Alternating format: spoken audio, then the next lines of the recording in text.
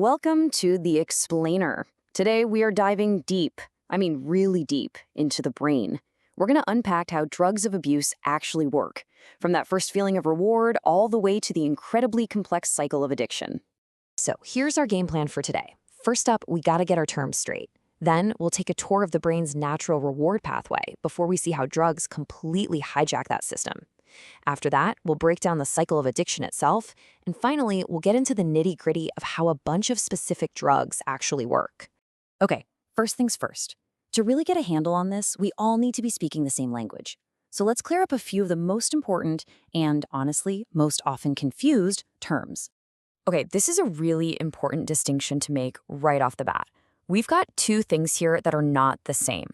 On one hand, you have physical dependence. This is all about your body adapting to the drug. It leads to tolerance and these things called neuroadaptations. Basically, your body's normal settings, its homeostatic set points, get all out of whack. So when you stop the drug, boom, your stress responses kick in and you get withdrawal. But then you have psychological dependence. And folks, that's what we're talking about when we say addiction. This is different. This is about the brain's reward system getting completely rewired. The reward mechanisms themselves are changed. And that's what leads to that intense, overwhelming craving and the high risk of relapse, that compulsive need to use the drug no matter the cost. So a key part of that physical dependence we just mentioned is tolerance. And you've probably heard this term before. It's that state where you keep using a drug, but its effect gets weaker and weaker. You know, if you were a scientist and you plotted this out on what's called a dose-response curve, you'd literally see the curve shift over to the right. And all that means is you need more and more of the drug just to get the same feeling you got at the beginning. So the big question is, where in the brain is all this happening? Well, let's take a little trip. We're heading into the brain's reward pathway. This circuit is like fundamental. It's what teaches your brain what's good, what to do again, and it reinforces all the behaviors that are, essential for us to survive. Okay, let's check out how this system works normally, day to day. Picture a single neuron in a part of the brain called the nucleus accumbens. We'll just call it the NAC. It's waiting for two signals to arrive at the same time. The first signal is glutamate, an excitatory signal that comes from your prefrontal cortex.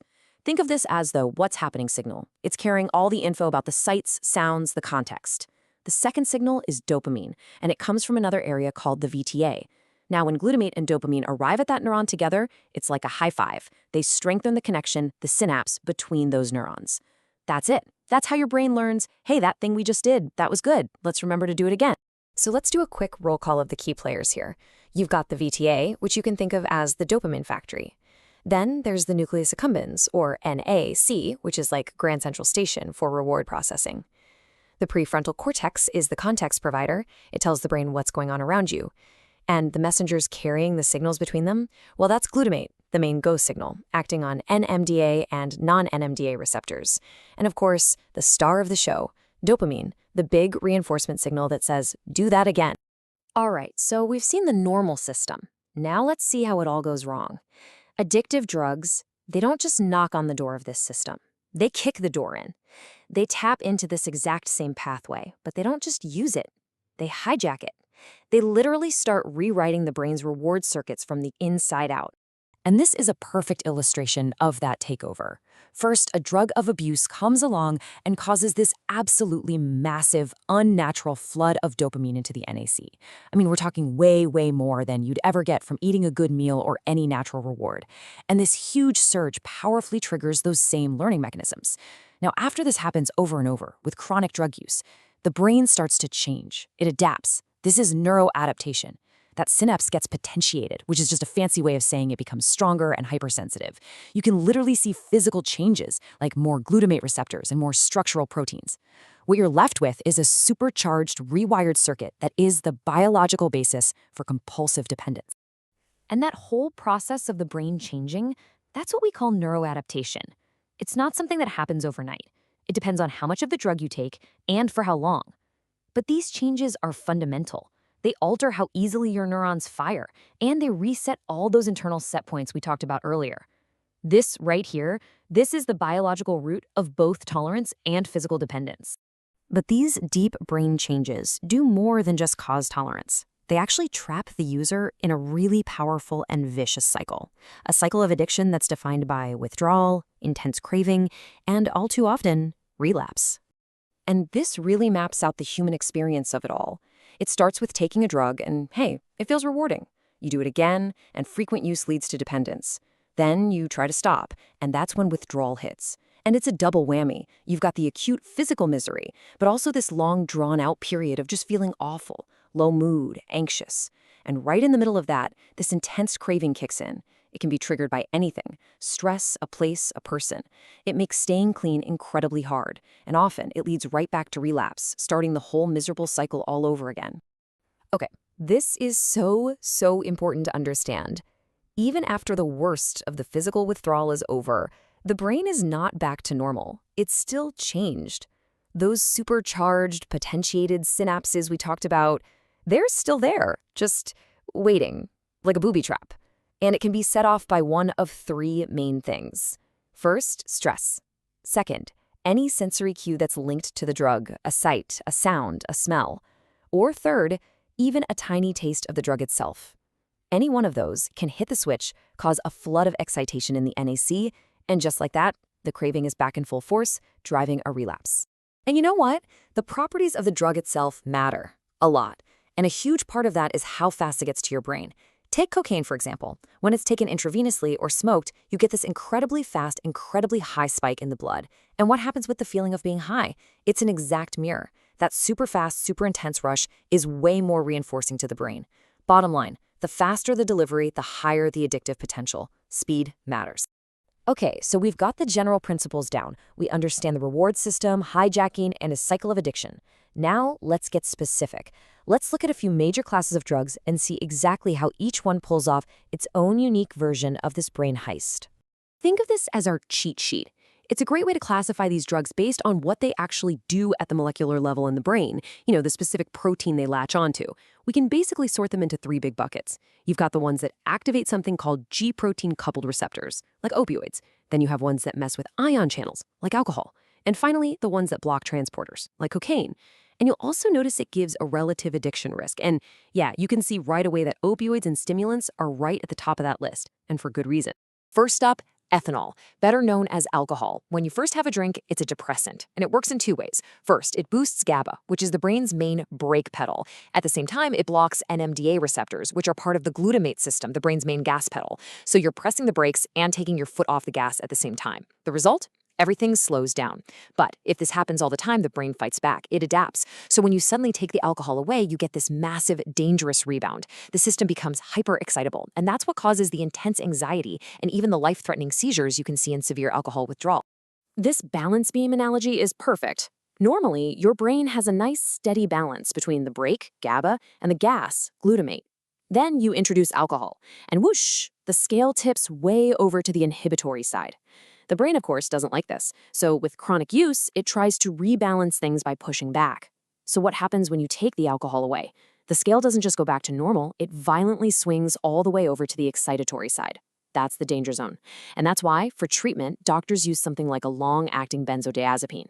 Its job is to come in and gently, carefully press on that GABA brake pedal just enough to bring the scales back into balance and manage the withdrawal safely. Next up, opioids. And they have a really slick mechanism called disinhibition. It's kind of genius in a bad way. So in your VTA, you have these dopamine neurons that we want to get firing. But normally, they're kept in check by GABA neurons that are acting like a constant brake. Now, what do opioids do? They don't touch the dopamine neurons directly. Instead, they come in and bind to receptors on those GABA neurons and shut them down. So by inhibiting the inhibitor, you're essentially cutting the brake lines. And with the brake gone, the dopamine neurons are free to fire like crazy, releasing a huge surge of dopamine into the NAC. That's the opioid high. Okay, let's zoom into the cellular level to see the neuroadaptation. When an opioid first hits a cell, it inhibits an enzyme called adenylyl cyclase, or AC, which calms the cell down. Well, the cell doesn't like being told what to do, so in response to this constant calming, it fights back. It starts producing way more AC. It upregulates the whole system, basically building a bigger engine to overcome the opioid's effect. Now, what happens when you suddenly take the opioid away? You're left with this supercharged, overactive system with a massive engine and no brakes. It goes into total overdrive, causing this huge increase in cellular excitability. And that is what's behind the absolutely awful physical symptoms of opioid withdrawal: the dysphoria, the diarrhea, all of it. And that withdrawal syndrome is brutal. We're talking dysphoria, nausea, muscle aches, insomnia. It's miserable. So for treatment, doctors often use replacement therapy to get things stable. They might use methadone, which is a long-acting full agonist, or they might use buprenorphine, which is a partial agonist. But there's a huge warning label on buprenorphine. You absolutely cannot start it until the person is already in withdrawal. Why?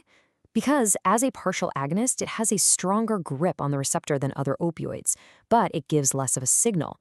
So if you give it too early, it will kick the other opioids off the receptors and slam the brakes on, instantly triggering a horrible, severe withdrawal. It's called precipitated withdrawal, and it's something you have to avoid. All right, let's talk stimulants, like cocaine and amphetamine. Both of them go after the dopamine transporter, or DAT. That's the little vacuum cleaner that's supposed to suck dopamine back up out of the synapse. Cocaine is pretty simple. It just plugs the vacuum. It blocks the transporter so dopamine can't get cleaned up and just builds and builds in the synapse. Amphetamine is way more aggressive. It's like it breaks the vacuum and reverses it. It makes the transporter start spitting dopamine out of the neuron. Plus, it pokes holes in the storage bags inside the cell, letting even more dopamine out. Either way, the end result is a massive, massive flood of dopamine in the synapse. Okay, a quick lightning round for a few other important drugs. First, cannabis. Its active ingredient, THC, works as what's called a retrograde messenger. It basically travels backward to tell those GABA brake pedal neurons to chill out, which, just like with opioids, disinhibits the dopamine neurons and lets them fire more. Next, nicotine. It's a straight-up direct agonist. It just finds its own receptors, nicotinic acetylcholine receptors, and turns them on. That's why a treatment for it, varenicline, is a partial agonist for those same receptors. It gives just enough of a kick to reduce cravings. Finally, GHB. It's an agonist, but it targets specific subtypes of GABA A receptors and is also a weak agonist at GABA B receptors, so it has its own unique way of affecting the system. So let's just recap.